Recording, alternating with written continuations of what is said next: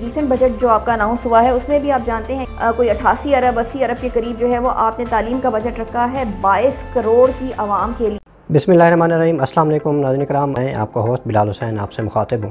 ناظرین کرام، ملکی حالات پر جب کسی سے بھی کوئی تبصرہ ہوتا ہے یا اس پہ ڈسکشن ہوتی ہے تو ہر کسی کا یہی کہنا ہوتا ہے کہ کاش میرے بس میں ہوتا تو میں ملک چھوڑ دیتا۔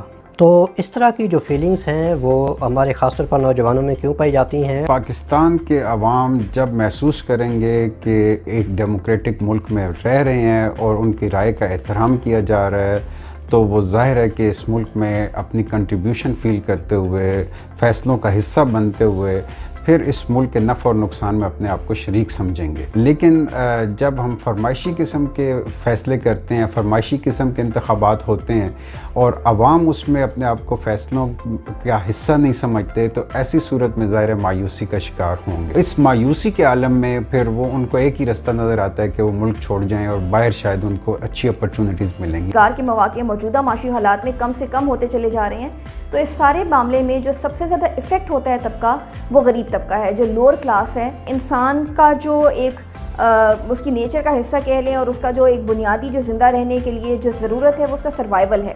سروائیول کے لیے اور پیٹ بھرنے کے لیے جہاں پہ بھی پھر ان کو مواقع میسر آتے ہیں وہ کرتے ہیں، اور اس میں بہت دفعہ انلیگل طریقوں سے باہر جاتے ہوئے بھی جو ہے مختلف پرابلمس کا شکار ہوتے ہیں۔ پاکستان کے اندر کیونکہ ایک برانڈنگ کلچر ہے، یہاں لوگ پریفر کرتے ہیں کہ یہ بندہ فارن کوالیفائڈ ہے۔ یہاں پر لوگ جو ہیں شولڈر کو چیک کرتے ہیں کہ شولڈر پہ کتنے سٹار لگے ہوئے ہیں، لوگ مائنڈ کو پریفر نہیں کرتے۔ تو دیٹس وائی لوگ جو ہیں فارن یونیورسٹیز کو زیادہ پریفر کرتے ہیں فار ایجوکیشن۔ عوام میرا خیال ہے ٹیکس دینے کو تیار ہیں، لیکن اس ٹیکس کے ریٹرن میں جو کچھ عوام کو سہولیات چاہیے، یعنی ان کی گلی نالی اور ان کی سڑک جب ٹوٹی پھوٹی ہوگی تو عوام میں کبھی وہ محبت پیدا نہیں ہوگی ملک کے لیے کہ کس کو کیوں ٹیکس دیں، جبکہ باہر کے ملکوں میں ایک فخری انداز میں لوگ بتاتے ہیں کہ میں اس وقت اتنا ٹیکس دے رہا ہوں یا دے رہی ہوں۔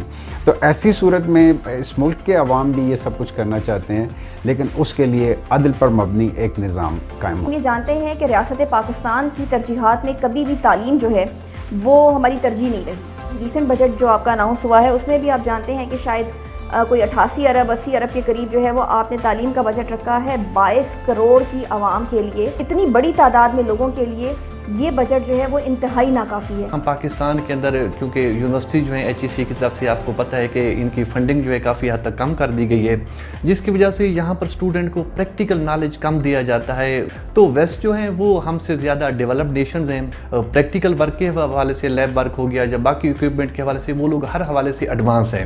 لوگ جو کہ پاکستان کی گروتھ کے اندر، اکنامک ڈیولپمنٹ کے اندر پروڈکٹیولی اور کنسٹرکٹیولی جو ہے وہ کنٹریبیوٹ کر سکتے ہیں، ہمارے پڑھے لکھے لوگ جو ہیں وہ جب ملک چھوڑ کے جانا شروع ہو جاتے ہیں تو ڈیفینیٹلی یہ ایک بہت بڑا المیہ ہے۔ گورنمنٹ کو ایسی پالیسیز بنانے کی ضرورت ہے کہ ان کے لیے یہاں پہ ایسی اپرچونیٹیز جو ہیں وہ پرووائڈ کی جا سکیں جن کی وجہ سے ہم ان کو باہر جانے سے روک سکیں۔ غریب لوگ نہیں یا ایسا جن کے پاس نہیں ہے وہ اس پریشانی کا شکار نہیں ہے، بلکہ جن کے پاس پیسہ بھی ہے، اچھے خاصے مالدار بھی ہیں، وہ بھی اس ملک میں اب پیسہ لگانا نہیں چاہتے۔ تو ضرورت اس بات کی ہے کہ اس ملک میں ہمیں ایک عدل و انصاف کا نظام ایسا قائم کریں کہ جس میں غریب امیر سارے پیس آف مائنڈ کے ساتھ رہ کر اپنی جو پرسنالٹی کی ڈیولپمنٹ ہے وہ کر سکیں۔